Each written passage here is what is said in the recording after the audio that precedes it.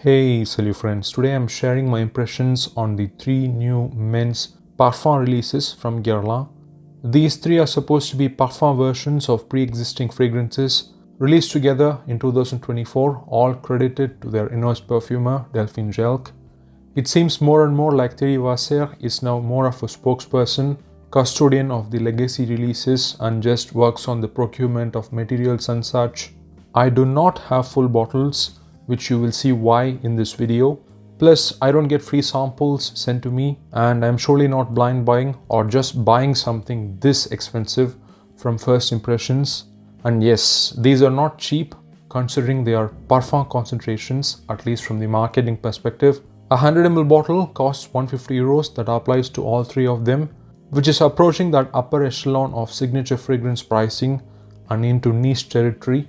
Now, I have spoken about the state of Guerlain on the channel. The Guerlain that we know today is not the same as the one before the acquisition by LVMH.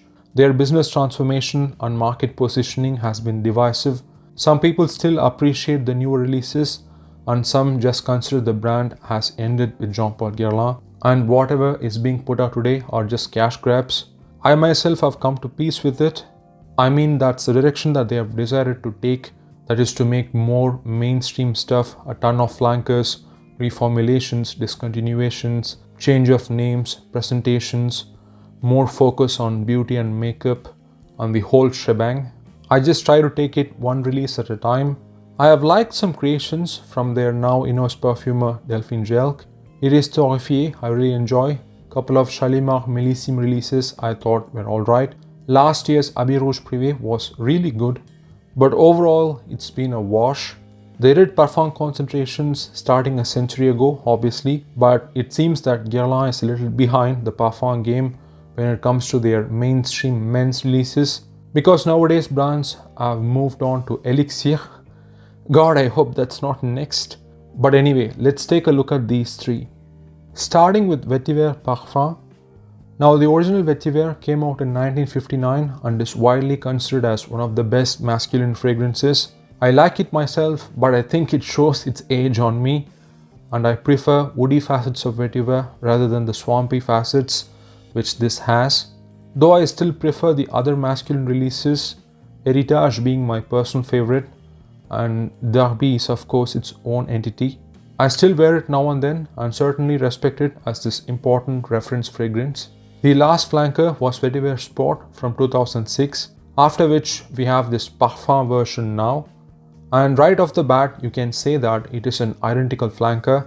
It takes the Vetiver DNA and tones down the tobacco, mossy, spicy aspects and adds this inky, smoky licorice plus soft birch-like accord. Reminds me a bit of my old sample of Vetiver Extrême, which also uses licorice. Some freshness is there in the opening with some juniper and orange blossom, but it's very short-lived. It's mostly the Vetiver with that inky licorice-like accord. This in turn makes the central Vetiver theme come across a bit richer, denser compared to the more fresher ADT. In the dry down, I get mostly leather, patchouli and a noticeable tonka bean or coumarin, which of course is one of the Guerlain accords. In fact, I would even say that these 3 Parfum versions seem to be using a base with a lot of similarities, notably that tonka bean and even the orange blossom at the top. There are some saffron-like nuances here as well. At some points during the dry down, smelling them side by side, the overlap is rather clear. Coming back to Vetiver Parfum, it is really nice but feels more simpler, straightforward and sort of consolidated. The original Vetiver is also simpler in some ways, with all the notes working to spotlight that central Vetiver, but it still has a lot of dimensions to it, which keeps changing throughout the wearing. This Vetiver Parfum is stronger than the EDT, but still one of the weaker Parfum concentration releases in general. Lastly, a definite case to be made for redundancy with this one. Whatever differences I mentioned are rather minimal, and it is the one that's most close to the original of the 3 releases. It is my favorite of the 3, which does not say much as this is closer to the original, which you can get for 40 or 60 euros from discounters. So for me, this is not worth more than 2 times the price. I think I will stick with the original EDT, also because I think it has that patina of a classic fragrance and comes across more interesting to me. Now let's go to Habit Rouge Parfum. This was the one I was looking forward to the most because of a couple of reasons. One, because I really like the limited edition Habit Rouge Extrait, which I got to sample a few years ago at the Champs-Élysées flagship boutique of Guerlain in Paris. So I was thinking maybe it's going to be similar to that. And the second being that I really enjoy Habit Rouge Privé release last year, a leathery take on the original. I even put it in my top 10 best pickups of the year list. As far the Eau de Toilette goes, I like it and respect it. Again considered one of the best masculine fragrances. Many perfumers who don't wear anything wear Habit Rouge when they feel like wearing a perfume. It also seems like the one with the most flankers of the three. So what's going on here? In the opening, this is the one that's farthest from the original in terms of scent profile. The original has this big bergamot with other citruses in the opening, reminiscent of Shalimar. Instead, what we get here is a rum accord with orange blossom. The sweetness is also very evident right away, a big vanilla component, and again with that tonka bean. Unfortunately, I don't like the opening here. I like a good boozy rum accord, but here it is just synthetic and overtly sweet. Has this banana-like, fleshy, pulpy, fruity thing going on. Ugh. Brother, ugh. Not sure where it's coming from, but it is unpleasant for me. One of my Brazilian friends made this banana cream and rum punch, which I did not like at all. What's that? What's that, brother? This reminds me of that. I saw some people comparing it to dress code, but I'm not getting much of that praline chocolatey qualities here that I liked with that one. This one is almost goopy and comes across like a mass of sweetness. Thankfully, things get better in the dry down. The Habit Rouge DNA starts coming through, which is a complex one to say the least, with a ton of notes. You get the spices, the cedarwood, the sandalwood, and notably the patchouli. Not much leather going on here, which the previous version had.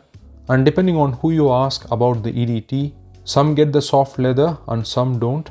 But it is a minor note here as well. Of the three, this might be the one I like the least, to be frank. The boozy gourmand aspects are not integrated that well to the Habit Rouge profile here, I feel. It changes drastically from that synthetic rum banana-like opening to that familiar lemony, woody, patchouli, Habit Rouge smell. It sort of feels like two different fragrances from the opening to the dry down, which sometimes can be a good thing, but not here. This comes across confused and disjointed to me. I would have much preferred a loyal to the original DNA Parfum version with some tweaks. Habit Rouge Privé remains the better flanker to Habit Rouge in recent times as far as I'm concerned. It was said to be a limited edition but seems to be still available, and I recommend checking it out. We won't talk about that Instinct version, which seems like everyone has forgotten and will probably be discontinued soon. And at last, let's go to Idéal Parfum. This seems to be the more obvious and the most anticipated one among the wider public, because the original Idéal and its flankers have been well appreciated and popular for the most part. I like the cologne Extreme and particularly the EDP. That cherry really works with the Idéal DNA while keeping that classic almond leather tonka profile.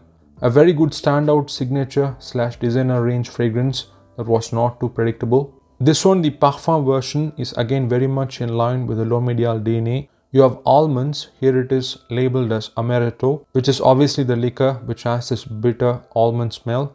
Lots of sweetness from the vanilla, and again the tonka bean makes an appearance. Some fruity nuances, kind of like a mix of plum and cherry from the Idéal EDP and Extreme respectively. Some spices and aromatics seem to come through as well, like cinnamon, lavender and nutmeg. It starts nice actually, a bit richer and smoother version of the Idéal DNA. The opening to the immediate dry down is the part I like. Unfortunately, the way it transitions after that is not to my liking. Firstly, the Extreme and the EDP releases keep that fruity, syrupy, boozy quality pretty much till the far dry down, for hours really, along with the leather and tonka. What happens here is that Amaretto turns to bitter and metallic after some time, comes across too synthetic and screechy. And when you get few hours into the wearing, the Idéal DNA has this smooth, tonka, vanilla, leather patchouli profile holding on. They are present here as well, but in very minimal amounts.